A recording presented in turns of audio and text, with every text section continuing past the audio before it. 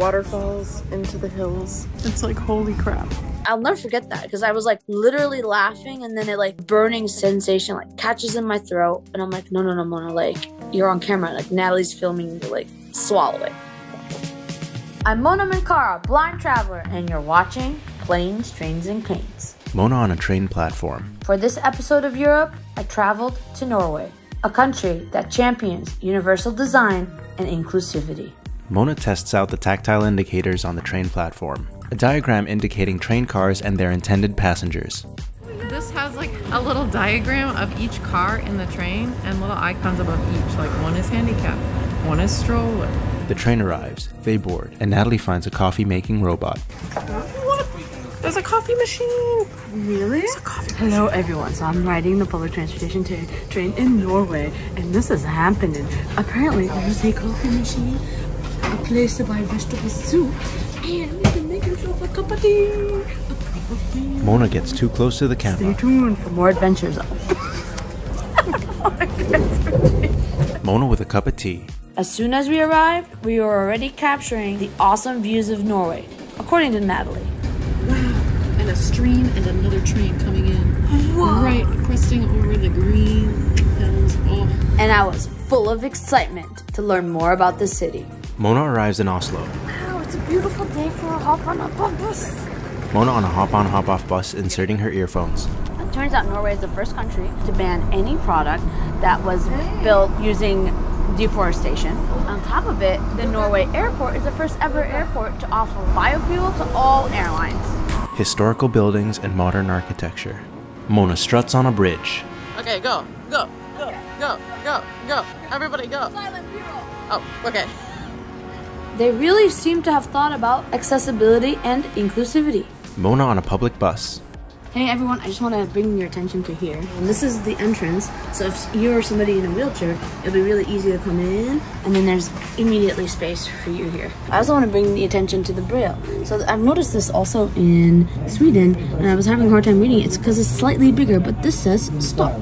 Wow, actually they all said stop. Stop, stop, stop, stop, stop, stop. Mona looks out the window of the moving bus.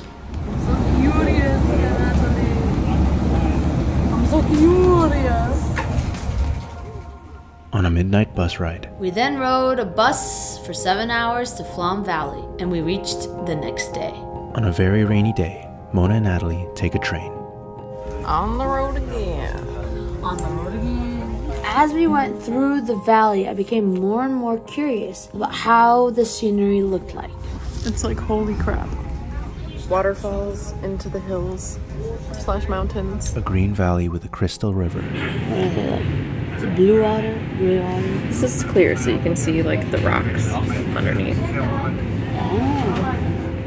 The Flom Railway was completed in 1940. Mona listens to the audio tour as she looks out the window. As they ride deeper into the valley, passengers flock to the windows to view the landscape. Mona by the window. How are you feeling? She smiles.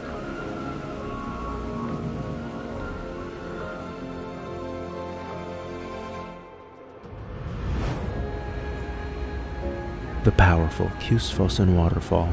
Mona watches the cascading waters from the train. She hikes up to the peak of Flom Valley. Hey everyone! So I'm standing here today near the Flom Valley. We're actually about to take a zip line that's 1,400 meters long, and we're gonna do it over the Flom Valley. So I'm really excited, and then afterwards I might try my hand at biking. We'll see. She clips on her helmet. I'm very excited for the zip line. What are you gonna do with your cane? I know they said they're gonna hitch it onto me. So we'll see. Right, 3, 2, 1. She flies down the valley, over mountains, waterfalls, and forests. She soars with her arms wide open, speeding over treetops, colossal cliffs, and crystal rapids. Zoom meeting window between Mona, Natalie, and me. I'm going down the zip line. I start off like really cheerful, like mirth, laughing, And then it hit me like halfway through. I'm in one of the most beautiful places in the world and I can't see it. I can't see anything. And it catches in my throat. I'll never forget that because I was like literally laughing and then it like a burning sensation like catches in my throat. I start to tear up and I'm like, no, Mona, like you're on camera. Like Natalie's filming you, like swallow it. Wasn't that amazing? Did you hear me? Yeah. And then they were like, well, you have the option to bike. And I was like, bike? I'd love to bike. I haven't biked in years. And I'm like, kind of like struggling, almost defying the fact that I can't see. Biking. Ready? If you hear that, that's my... Okay, stop. And Natalie looks at my face and she goes, are you okay? And then I asked her to turn off the camera. Your eyes were red. It felt like there was like a weight on your shoulders. I could immediately recognize that feeling of sorrow in your facial expression. And I cried. I cried over the loss of my eyesight. I cried over the fact that I couldn't see what's around me. And I think I just remember that we hugged. Mona on the train platform waiting for her next destination. We made it! We took the zip line and then we had a 2-kilometer ride. But was that part of the kind of suppressing that feeling and swallowing it? Was that part of that? Yeah. I felt like I had to put on a brave face for the camera. Hey everyone, so I'm standing here on a cruise ship. On a tour boat. I get on this massive boat. I had these like turbulent feelings inside of me. And my mood soured even more. There I am on a boat in the middle of the fjords and I couldn't see anything. And it was just like really getting to me. Can you look at the camera? Or look wistfully? And look like you're enjoying it. No? Mona shakes her head. And I remember thinking, there has to be a way. I was like, God, I remember talking to God. I was like, God, there has to be a way. There just has to be a way to explore this world without using your eyesight. I had to go through the phase of believing that it can't just be the loss. What's the gain? Where's the gain? And I remember telling Natalie, and Natalie was like really feeling it with me. And she actually like went and saw a poster for this audio described GPS triggered tour or whatever. And the second we downloaded it, and the second I could hear, my world lit up. Mona smiles as she speaks to the camera. These pathways are inspired by the winding roads on the mountains. So like the fact that a light switch was turned on. I remember my mood like flipped like 180 degrees. And I learned that like there really is a way to explore things beyond just your eyesight. And that was a very emotional day, but it was really a pivotal moment for me to realize that eyesight is just one of the senses that you have to explore the world and that there's more. A father and daughter wave at the passing tour boat, then continue fishing. And that's what I learned here in Norway. You can see the ruins of an ancient city, but it's only when you choose to discover the stories that's when the city comes alive. Exploring Machu Picchu, Mona by the Cedars of God in Lebanon. It's a lost opportunity to sit under the shade of a tree and not learn how deep its roots go. The reason why they call them the Cedars of God is because they don't know why this environment is really good for cedar trees to flourish, and they haven't been able to walk by the remnants of a stone wall and to not think who built it and who tore it down. It's 500 years old. This is the Incans. And what I realized in my time here in Norway is that you haven't seen the sights until you've explored the stories. And stories are best when shared.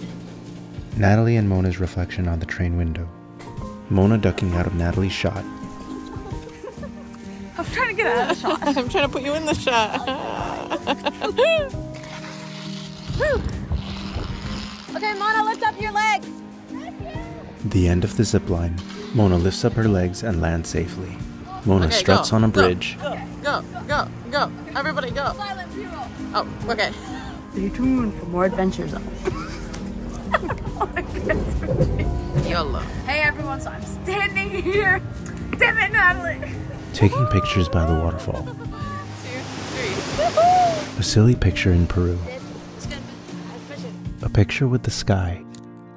A picture of their shadows and of them eating sushi. Having tea on the train to Oslo. They look out the train window. This is amazing. Wow, and the countryside is just like golden fields, green trees, blue sky, puffy clouds. Tunnel. I love you, dude. Wow, and a stream and another train coming in. Whoa. Right, cresting over the green.